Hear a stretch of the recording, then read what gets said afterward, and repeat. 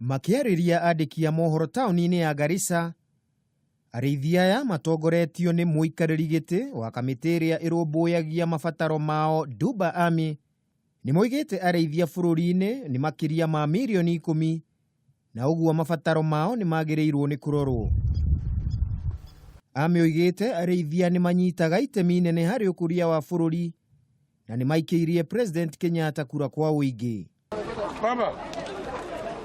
Athiĩte na mbere kuga atĩ ministry ĩyo yagĩrĩirwo nĩ kũruta wĩra ta ministry ĩrĩa yarĩ kuo hĩndĩ ya ũtongoria wa Mwai Kibaki, ĩrĩa yarũmbũyagia mabataro ma gĩtarũ kĩa rũgongo rwa bũrũri.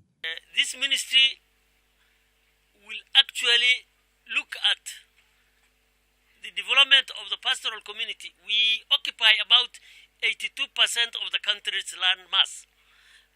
And we are, according to conservative estimate, we are over 10 million people. The pastoralists in this country are over 10 million people, which is a quarter of the country's population. So we deserve to have a ministry which will look at our economy. Ritana rĩa Amy nĩ rĩnyitĩtwo mbaru nĩ arĩithia kuma gĩtarũ-inĩ gĩkĩ.